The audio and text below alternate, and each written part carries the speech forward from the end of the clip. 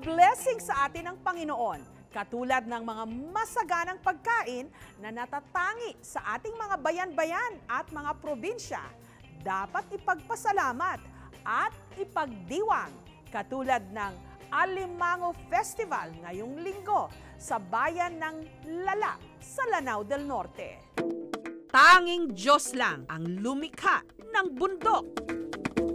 Pero ang mga taga-Lala sa Lanao del Norte sa araw na ito, tatangkain din daw na gumawa ng bundok ng alimango.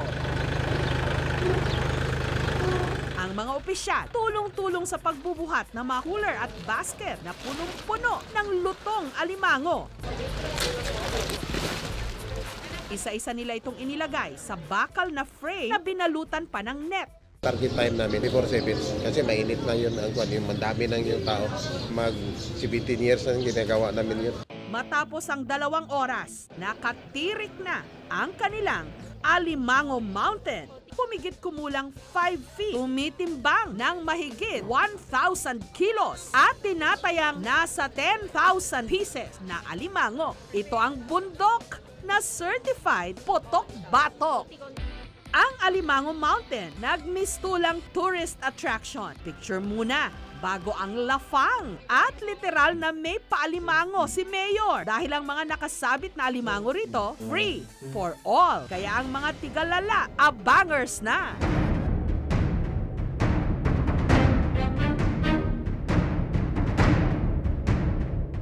At nung binuksan ito sa publiko, sugod mga kapatid.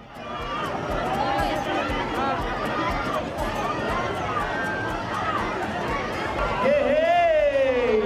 It's more fun than Lala! Alimango Mountain! Alright mga kababayan, ayan, nagsisigan na lahat. Kanya-kanyang diskarte sa pagkuha at paghakot. Ang iba, nagdala pa ng sako. Meron ding mga nagbaon na ng kanin para diretso kain. Mapakan ka, maipit ka. Ginawa ko para makain pamilya ko. Masarap! Lasa! Ang Mount Alimango, bahagi ng pagdiriwang ng Lala sa taunang Alimango Festival. Kuha namin produkto is yung dalawa, yung kalamansi at saka alimango. Ang local chief executive at the member of Sangguniang Bayan, sila ang nag-decide based on the recommendation from the farmers and the fishermen. Sangguniang Bayan decided Alimango Festival kasi itong lugar na pinaka-suitable sa paglaki ng mga alimango. Ang mga alimangong inihain rito mula sa kanilang coastal barangays. Yung 9 coastal barangays namin, binigyan na mo ng quota, 120 kilos per barangay. Nila dito sa office, agad lulutuin namin. Ang alimango, madali lang yung masira. Ilagay namin sa freezer, then i-recook namin before preparation sa Alimango Mountain. Isang araw nga bago buuin ang Alimango Mountain. Linagay natin yung asin, saka vinegar at saka edible, palasa sa alimango. Buong araw na nagluto sa kawa ang buong bayan.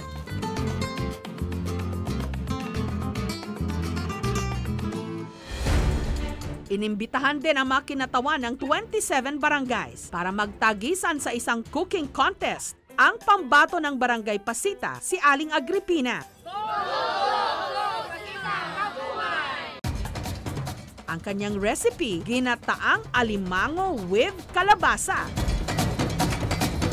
Ang sikreto raw ni Aling Agripina sa kanyang putahe, sariwang mga sangkap. Pero magkakatalo raw talaga sa gata. Ang alimango namin dito sa Lala, ibang-iba ang sarap.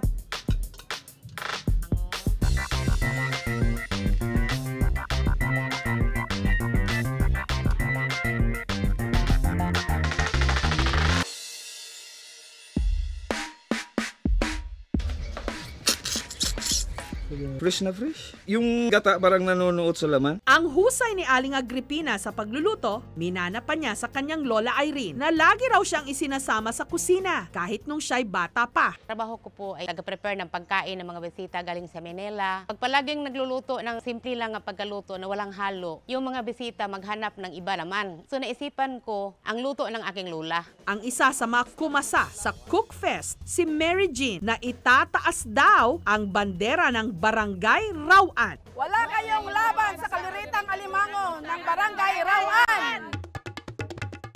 Ang kanyang entry, kalderetang alimango.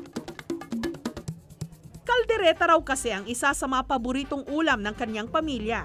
Ang kaliritang alimango, ang lasa niya parang kompleto kasi maraming mga ingredients na ilalagay natin.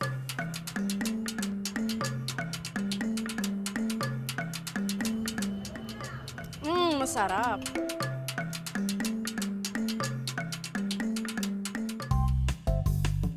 Lasap na lasap ang sauce. Maanghang na masarap talaga. Ang ilalaban namang putahe ng Barangay Kabasagan, egg crab chili ni Gloria. Tunog sosyal pero abot kaya raw. Mura lang ang gastusin. Ang alimango lang ang medyo taas-taas ang presyo.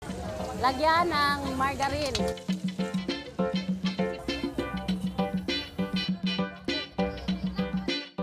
Lagyan ng itlog.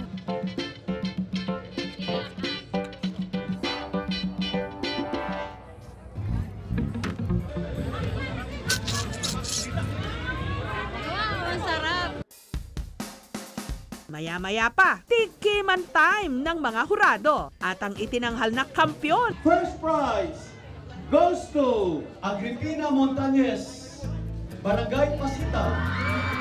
Talagang inasaasahan ko na manalo kasi niluto ko ng maayos. Pinasarap ko. Ang bayan ng Lala, kinikilala bilang Alimango Capital ng Lanao del Norte. Bawat barangay may sari-sariling pwesto kung saan ibinabagsak at ibinibenta ang mga alimango. Yung babae, 700 ang kilo po ito. At saka ito lalaki, 750. Medyo mahal ngayon ang lalaki kasi kukunti na lang. Dito sa barangay Darumawang, Ilaya, nakilala ng aming team ang mag-asawang Jerry at Marife. Si Jerry, kabuhayan ng panghuhuli ng mga alimango. Mula nung maliit pa po ako, yun ng mga 6 years to 7 years old po, alam ko na yung paano manghuhuli ng alimango. Kasi dito, napakaraming alimango noon, nung araw na yun. Sir, ano po yung ginagamit natin na yan panghuli? Yan tinatawag na bintol dito sa amin. Ang mga nahuli nilang alimango, gagawin nilang relleno. Yung alimango, sasain ko muna, iluluto ko muna. Pag naluto na, i-open ko yung crab. Kunin yun ng laman.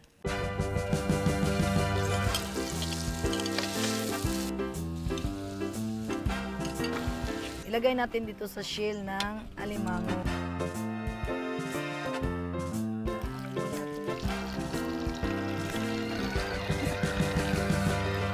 Perfect daw ito para sa mga hate na hate ang paghihimay. Ready to eat na kasi.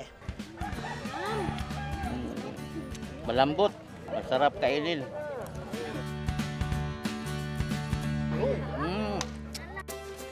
Ngayong Semana Santa, bawal muna ang karne. Kaya sakto ang mga alimango. Pasok sa banga. Thank you for watching, mga kapuso. Kung nagustuhan niyo po ang videong ito, subscribe na sa GMA Public Affairs YouTube channel. And don't forget to hit the bell button for our latest updates.